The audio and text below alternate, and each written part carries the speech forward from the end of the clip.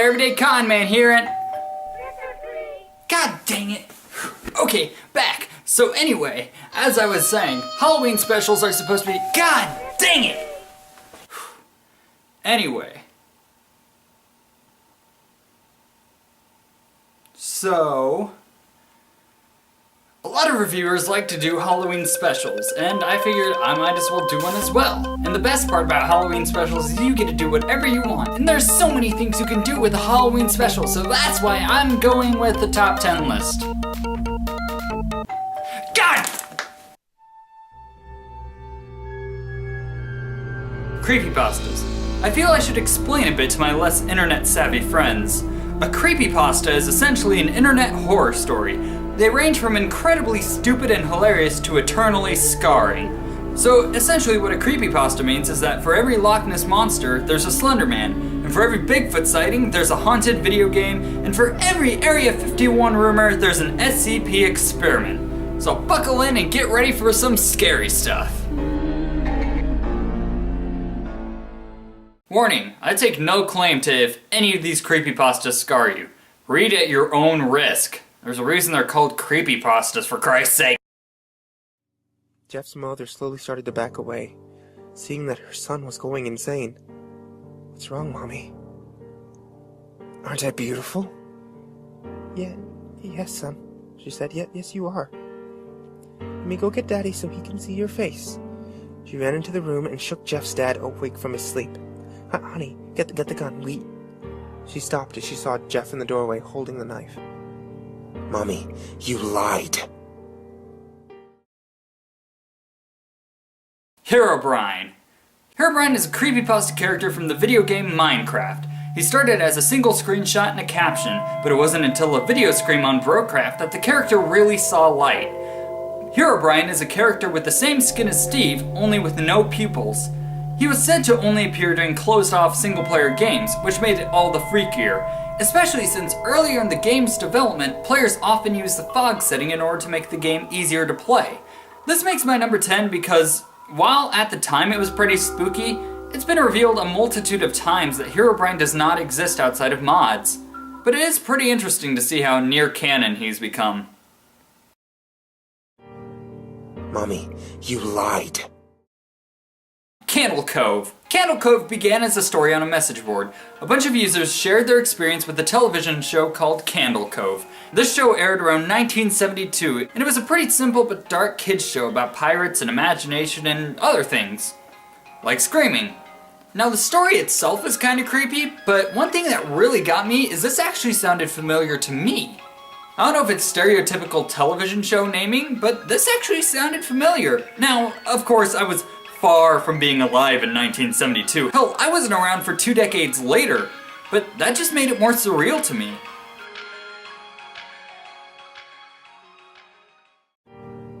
Mommy, you lied. Abandoned by Disney. Abandoned by Disney is a creepypasta about a location in the Bahamas where Disney wanted to make a treasure island resort. However, it wasn't long before they abandoned the place because the waters were shallow and the crew was lazy. Yeah, that sounds like a good reason to blow billions of dollars. It wasn't long till a man investigated the spooky location, now covered in wildlife, and upon his trip he discovered a lot of creepy events. Well, I mean, of course, it was abandoned after all. However, the only thing creepier than an abandoned area is an abandoned area where there is another person stalking you. The man finds a mascot room, a Mickey Mouse pulls off its own head, and the man runs off reading a phrase on the wall that says abandoned by God. This really takes number 8 because a lot of this information actually checks out. Like, Disney actually blew $3 million on this place that's now completely abandoned. It's just an odd story, no matter what spin you put on it. Mommy, you lied. Sonic.exe. Sonic.exe started originally as a creepypasta and really took off from there. The creepypasta talks about a terrifying version of Sonic the Hedgehog where you play as Tails, Knuckles, and Eggman. It starts out fairly decent with Tails, but throughout the game, everything becomes more and more decrepit before... Yeah! It's essentially the same with the other 2 characters and ends with this screen. Of course, there's about 200% more to this creepypasta, otherwise it wouldn't even be on this list. However, the main thing you'll notice watching right now is that there's actual footage. Well, The thing is that this is an actual game. Sonic.exe is a production that's already in its 4th version, and you better watch out, because the game itself can mess with your computer a bit. And so that's what makes it number 7. Mommy, you lied. Hitori Kakurenbo. Play hide and seek by yourself. Does this count? Hitori Kakurenbo is actually a ritual creepypasta, and it's basically a guide about how to play hide and seek alone by contacting with a spirit.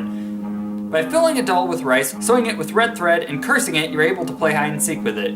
You start as the it person, walk in and stab the doll. After stabbing it, say that it's it and go hide. During this time, the doll should walk around while you sit with a mouthful of salt water. Wait away until you're ready to be done. When you are done, go find the doll and spit on it with the salt water. Then say, I win, I win, Where's the doll? Well, the ritual said that the doll could be anywhere, right? So it could easily be outside, too. Well, crap. Mommy, you lied. Gateway to the Mind.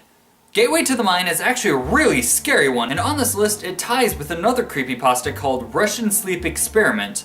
But I like Gateway a lot more, and I'll explain why real quick. Gateway to the Mind states that there was a group of scientists that once experimented on a human by cutting off all of his senses. They believed that he would be able to talk to spiritual entities this way. Within days, he was freaking out about contacting the dead. This continued for months until one day he stopped motionless. After a few moments, he looked over at a doctor and stated that he has spoken to God, and God has left us. And then he died. Now, I'm not one to spread beliefs at all, but I do have to state why I find this creepy. While some don't believe in God, I will say that I'm on the other end of the spectrum. And while I'm alright with atheist views of there not being a God, the idea of a God that's turned on us completely terrifies me. Mommy, you lied. SCP Entries. I feel like this is an obvious one. SCP stands for Secure, Contain, and Protect. It's a building much like Area 51 that secures many identified creatures, objects, and places. There are many good scares out of the thousands of entries, but my personal favorite has got to be SCP-823, the Carnival of Horrors, simply because I like both amusement parks and scares. But if I were to place one here that actually terrifies me, it'd definitely have to be SCP-087 because of the mystery behind it. It's a series of stairwells that no one's ever come back from after walking down, and there's usually something that reaches them when they get about 20 flights down. Now, this has actually gotten a video game a lot like other SCP games, and I might have played this game, so shameless plug. Spoiler alert, I actually chicken out. I might play it again sometime, but just so you know, if you want to see me cry, go watch it. I don't care. I have no shame. It was terrifying. The controls sucked, by the way, I'll say that much, but other than that, it was terrifying. And I live streamed it, so other people saw me being a chicken. So, what you gonna do, I guess? Alright, anyway. Mommy, you lied. Slenderman and Jeff the Killer. I really don't need to explain this one. These two creepypasta villains have been taking up the spotlight since the beginning. Their upbringings are way different, and yet they've met in the same place somehow. Slenderman was part of an image hoax contest, whereas Jeff was simply one of the first big creepypastas. So why these two? Well, the response is simple. Because they both hunt for kids. Now, Jeff is actually bloodthirsty for anyone, but he was actually bullied at one point by other kids, and that's what caused the snap. While he may kill many, his first kills were kids. Of course, their popularity was well earned, but they're at number 3 for a reason. Usually when getting into creepypasta, one will stumble across one of them first and fear one more than the other. So the question isn't which one's scarier, it's which one do you fear more? The slender tentacle beast with no face? Or the burned psychotic kid with a smile etched into his face?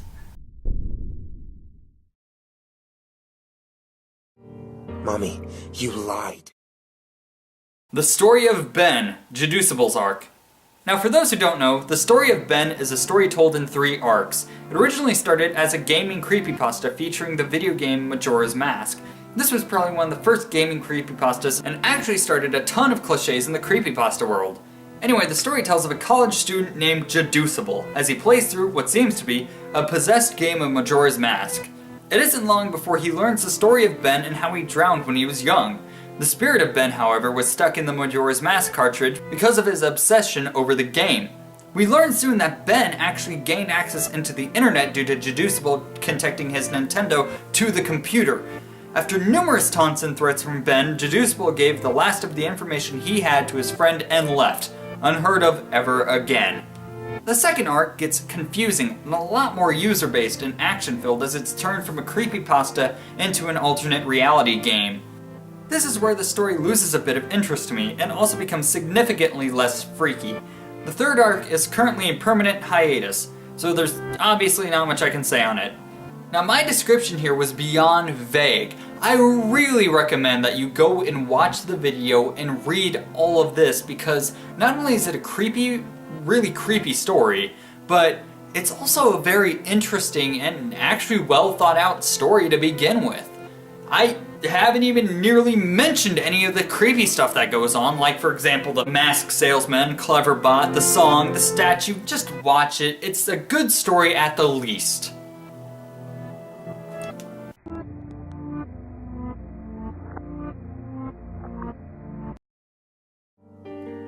His brother Lou woke up, startled by some noise.